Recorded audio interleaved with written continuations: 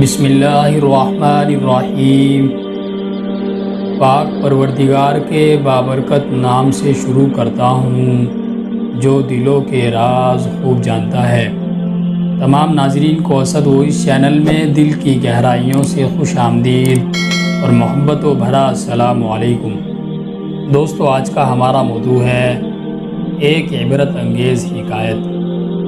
بنی اسرائیل میں ایک نہایت ہی فاسق و فاجر انسان تھا جو اپنی بد کرداریوں سے کبھی باز نہ آتا تھا۔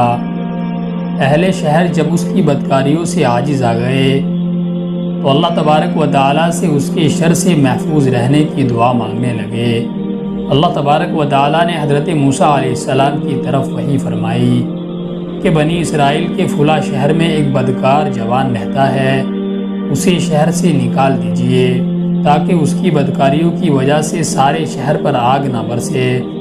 حضرت موسیٰ علیہ السلام وہاں تشریف لے گئے اور اسے اس کی بستی سے نکال دیا۔ وہ قریب ہی دوسری بستی میں چلا گیا۔ پھر فرمان الہی ہوا کہ اسے اس بستی سے بھی نکال دیجئے۔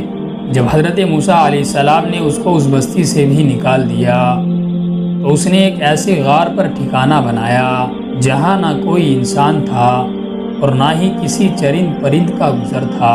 قرب و جوار میں نہ کہیں آبادی تھی اور نہ دور تک سبزے کا کوئی پتا تھا۔ اس غار میں آ کر وہ جوان بیمار ہو گیا۔ اس کی تیمارداری کے لیے کوئی شخص بھی اس کے پاس موجود نہ تھا جو اس کی خدمت کرتا۔ وہ ضعف و ناتوانی سے زمین پر گر پڑا اور کہنے لگا کہ کاش اس وقت اگر میری ماں میرے پاس موجود ہوتی تو مجھ پر شفقت کرتی اور میری اس بے کسی اور بے بسی پر روتی۔ اگر میرا باپ ہوتا تو میری نگہبانی اور مدد کرتا۔ اگر میری بیوی ہوتی تو میری جدائی پر روتی۔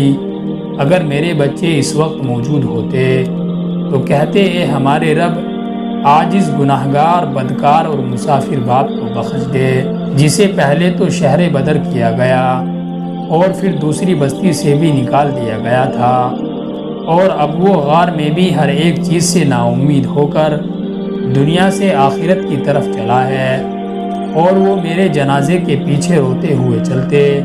پھر وہ نوجوان کہنے لگا کہ یا رب، تو نے مجھے والدین اور بیوی بچوں سے تو دور کیا ہے مگر اپنے فضل و کرم سے دور نہ کرنا۔ تو نے میرا دل عزیزوں کی جدائی میں جلایا ہے، اب میرے جسم کو میرے گناہوں کے سبب جہنم کی آگ میں نہ جلانا۔ اسی وقت اللہ تبارک و تعالیٰ نے ایک فرشتہ اس کے باپ کے ہم شکل بنا کر ایک حور کو اس کی ماں اور ایک حور کو اس کی بیوی کی ہم شکل بنا کر اور جنت کے لڑکوں کو اس کے بچوں کے روپ میں بھیج دیا۔ یہ سب اس کے قریب آ کر بیٹھ گئے اور اس کی شدت تکلیف پر تأسف یعنی افسوس اور آہ و زاری کرنے لگے۔ جوان انہیں دیکھ کر بہت خوش ہوا اور اسی خوشی میں اس کا انتقال ہو گیا۔ تب اللہ تبارک و تعالیٰ نے حضرت موسیٰ علیہ السلام کی طرف وحی کی کہ فلاں غار کی طرف جاؤ، وہاں ہمارا ایک دوست مر گیا ہے، تم اس کی تکفین و تدفین کا انتظام کرو۔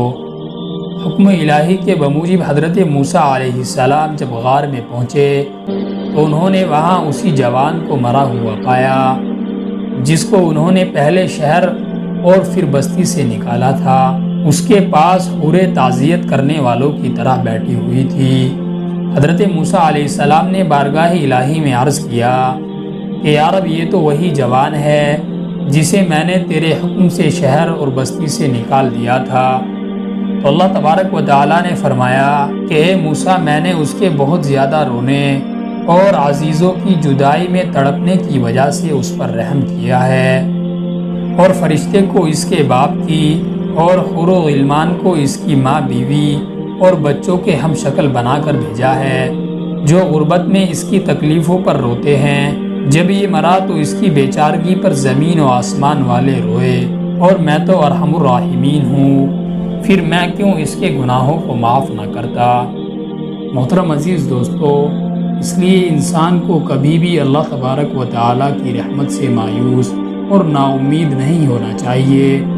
اگر کوئی شخص گناہگار ہے، یہاں تک کہ اس کے گناہ اتنے زیادہ ہو گئے کہ وہ زمین و آسمان کے درمیان کی جگہ کو بھر دے، لیکن اس صورت میں بھی اگر وہ اللہ تبارک و تعالیٰ کے دربار میں حاضر ہو کر اپنے گناہوں پر شرمندہ ہو اور اللہ تبارک و تعالیٰ سے اپنے گناہوں کی سچے دل سے توبہ کرے تو انشاءاللہ اللہ تبارک و تعالیٰ اس کے گناہوں کو معاف فرما دیں گے۔ اللہ پاک سے دعا کرتا ہوں کہ اللہ پاک ہم سب کے گناہوں کو معاف فرما دے، آمین۔ امید کرتا ہوں کہ ویڈیو آپ لوگوں کو پسند آئی ہوگی۔ ویڈیو پسند آ جائے تو ویڈیو کو لائک اور چینل کو سبسکرائب کر لینا۔ میں ملتا ہوں آپ کو ایک اور اگلی نیو ویڈیو میں، تب تک کے لیے خدا حافظ۔